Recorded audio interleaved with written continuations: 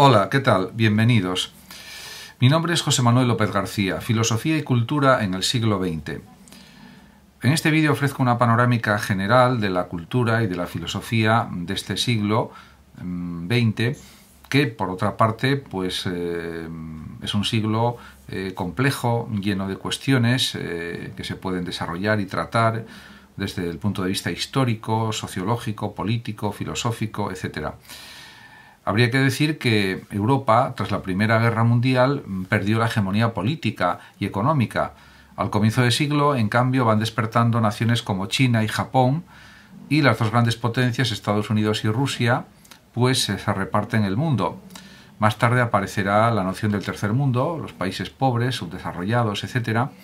Y finalmente la URSS sobre 1989, con la caída del muro de Berlín y otros sucesos que acontecieron por esos años, pues se fue derrumbando y al final se formaron distintas repúblicas independientes. Por supuesto, siempre con el predominio de Rusia como gran potencia. En cualquier caso, la filosofía al principio fue elaborándose pues en las antiguas sedes, pero según avanza el siglo XX podemos decir que pierde su centro en Europa y se dispersa por todo el mundo, el pensamiento filosófico, la investigación filosófica en general, etc. Realmente, si pensamos en lo que sucedió después de la Primera Guerra Mundial, es evidente que surgieron, por ejemplo, los felices años 20, que traen, por ejemplo, un enorme deseo de gozar de la vida. Existe, por tanto, la búsqueda del placer, la necesidad de indagar en el destino trágico del hombre también, y esto explica el éxito de distintos autores literatos, fundamentalmente como Gide, Marcel Proust, Joyce, Pirandello, Huxley, etc. Por supuesto, también desde un enfoque filosófico en el caso de Huxley, fundamentalmente. En consecuencia, ciencia y racionalidad ya no permiten explicar el mundo, y se busca también lo irracional, y por eso también hay distintos pensadores, psiquiatras, psicólogos como Freud, que murió en 1939, que también se interesó por la filosofía, por la literatura, etc. Además, el arte emprende la búsqueda de nuevos caminos expresivos a través del dadaísmo, el surrealismo, el cubismo, el expresionismo, etc. También la música se transformó en los años 20, triunfa el jazz, hay ya un séptimo arte, el cine sonoro, que surge desde 1927, que supuso también una gran revolución en los medios de comunicación. Y después de la gran crisis del año 1929, los años 30 conducen generalmente en el mundo a un recrudecimiento de la actitud crítica ante la guerra, el capitalismo y el fascismo. También se difunden de una manera más extensa los escritos marxistas, y también es el auge del movimiento obrero. Se extiende además pues el relativismo en el ámbito de la ética, el pesimismo, el sentido del absurdo de la vida, y, por ejemplo, pues surgen escritores comprometidos y también pensadores existencialistas como Sartre y otros. Y también la ciencia y la técnica son acusadas de crear pues una sociedad mecanizada y como la representación de algo pues claramente negativo. Después de la Segunda Guerra Mundial, que acabó en 1945, como se sabe, pues con unas catastróficas pérdidas humanas, porque murieron más de 50 millones de personas en la Segunda Guerra Mundial, pues diríamos que hay una transformación grande de Europa y del mundo, y que la cultura podemos señalar que experimenta tremendas transformaciones, y en la posguerra, en los años 50, 60, etc., pues va triunfando también el escepticismo ante las cosas, ante la vida, el relativismo respecto a los valores tradicionales y los grandes sistemas. También se difunde un amplio pues sistema que podemos calificar de anomia, ausencia de normas y soledad. Sartre es entonces el filósofo más representativo, trata cuestiones de tipo existencialista, desde un punto de vista también marxista, y la sociología y el psicoanálisis se convierten en los instrumentos preferentes de interpretación de la realidad ante la crisis de la ética, de la ciencia y de la filosofía. También se puede percibir una crisis religiosa, un desencantamiento del mundo, que abren la puerta a la proliferación de sectas. Solo el marxismo mantiene una pretensión más científica en los años 50, 60, 70 y con frecuencia con un claro dogmatismo. La teología, por otra parte, busca la renovación de los estudios bíblicos y puede tener una orientación dialéctica, como es el caso del teólogo Barth, o hermenéutica, como es el caso de Bullmann, con la inspiración en el existencialismo e incluso a veces en el marxismo. Los artistas además siguen buscando incesantemente nuevas formas de expresión en todos los campos. Podemos decir que el panorama de la filosofía contemporánea es complejo, pero pues no carece de claves de interpretación. Se puede afirmar que la reflexión filosófica de las primeras décadas se encuentra muy determinada por la crisis de la concepción positivista de la ciencia y, por otro lado, por los efectos traumáticos de las dos guerras mundiales. En cambio, las últimas corrientes filosóficas se encaminan más bien hacia la búsqueda de un nuevo modo de filosofar y a resituar a la filosofía frente a las ciencias sociales. En cuanto a las corrientes filosóficas más importantes del siglo XX, podemos citar a la fenomenología y las corrientes más o menos unidas a ella, como por ejemplo el existencialismo y la hermenéutica, la crítica hermenéutica. Son las corrientes más estrictamente filosóficas del siglo XX. Y también se puede incluir entre los filósofos más representativos a Ortega y Gasset, a Heidegger, a Ricoeur, a Gadamer y a otros muchos. Y también existen corrientes que tienen pues un interés por el lenguaje y la metodología científica, por ejemplo como la filosofía analítica de Russell, de Wittgenstein, y por supuesto también la filosofía de la ciencia, como es el caso de Karl Popper, Feyerabend, etc.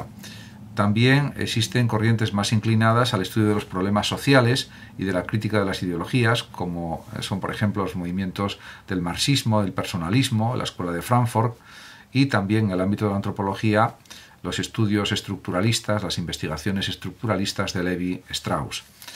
Ciertamente, una de las corrientes filosóficas de mayor éxito y de mayor repercusión durante el siglo XX pues es la fenomenología, porque aunque es verdad que surgió con la obra de Edmund Husserl, pues la fenomenología dio lugar pues a que surgieran distintos pensadores o filósofos que también desarrollaron la fenomenología, como es el caso de Szilássy, como es el caso de Patočka y otros muchos, más Ritschl, ya más posteriormente, etc.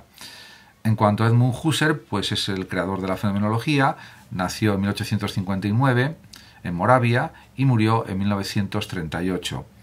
Era de origen judío y escribió pues muchas obras, investigaciones lógicas y otras obras en las que desarrolló sus concepciones fenomenológicas. Podemos decir que Husserl tiene varias etapas. La primera va de 1887 a 1901, es la etapa prefenomenológica. Por ejemplo, en 1891 publica una filosofía de las matemáticas, cuyo primer capítulo es su tesis de 1887 sobre la esencia del número. La obra fue analizada y criticada por Frege y por otros por su psicologismo. En cambio, en las investigaciones lógicas de 1900 y 1901, la primera gran obra de Husserl, pues se percibe un gran cambio de perspectiva, el abandono definitivo del psicologismo y el descubrimiento de una fenomenología que podemos calificar de descriptiva. La segunda etapa de Husserl es la de Göttingen, de 1901 a 1916 aproximadamente, es la etapa fenomenológica, y ahí pues desarrolla en distintos libros, por ejemplo, y obras como Filosofía como ciencia estricta, pues sus planteamientos fenomenológicos. Quizás la obra fundamental podemos decir que es Ideas relativas a una fenomenología pura y una filosofía fenomenológica, de 1911. También aparece una segunda edición de las investigaciones, y la fenomenología para Husserl ya es fenomenología pura o trascendental, y no es simplemente un método, sino una filosofía. Además, Husserl cuenta con un número considerable de discípulos: Reinhard, Geiger, Katz, Conrad, von Hildebrand, Coiré, Max Scheler, etc. En Friburgo, de 1916 a 1928, pues también sigue desarrollando en su cátedra de filosofía en Friburgo, y escribe mucho, pero publica muy poco. De hecho, pues ha escrito Husserl pues más de 35.000 páginas. De hecho, esas páginas se están publicando todavía y pues ahí pues están conservadas en Lovaina, en un archivo Husserl de Lovaina, y pues entre esas obras destacadas están, por ejemplo, las Meditaciones cartesianas del año 1931, meditaciones que también pues explicó en París, en la Facultad de la Sorbona, en la Universidad de la Sorbona, y que es una de sus obras principales. De hecho, pues pronunció 2 conferencias en París en 1929, cuyo tema eran las meditaciones cartesianas. Y son, por otra parte, muy representativas de su orientación en relación con el idealismo trascendental. También, pues Husserl quiere también señalar que la fenomenología es también una filosofía científica de la vida y considera que la filosofía puede entenderse como ciencia estricta. En ese sentido, pues para Husserl el positivismo es el responsable de la crisis de la ciencia, al reducir todo conocimiento a conocimiento científico. Privó a la ciencia en ese sentido de una fundamentación filosófica que es absolutamente necesaria y que puede ser sólida. Pero considera que la salida de la crisis es posible. Husserl quiere, por tanto, rehacer el esfuerzo de Descartes, de Kant y de Fichte por hallar una fundamentación filosófica de la ciencia, convirtiendo la misma filosofía en ciencia, es decir, en un saber racional, riguroso, de validez universal y necesaria. Ciencia, pues, es equivalente al término episteme, que significa conocimiento científico, de Platón y Aristóteles, y la fórmula filosofía como ciencia estricta no hace sino recuperar el sentido enfático del término filosofía, una ciencia del comienzo, una filosofía primera, tal que su terreno radical o de su terreno radical broten en general todas las disciplinas filosóficas, más aún los fundamentos de todas las ciencias. En el libro Filosofía de las Matemáticas de 1891, Husserl siguió, por ejemplo, la tendencia dominante entonces en la interpretación de las matemáticas y de la lógica, el psicologismo. En cambio, en las investigaciones lógicas, pues hubo un giro decisivo y se critica al psicologismo y aparece el descubrimiento de las esencias. Muchas gracias a todos por su atención. Saludos como siempre a los oyentes y amigos de Radio Sofando de México. Y por último decir que el que lo desee puede compartir este vídeo en sus redes sociales, darle like o suscribirse a mi canal de YouTube. Hasta siempre.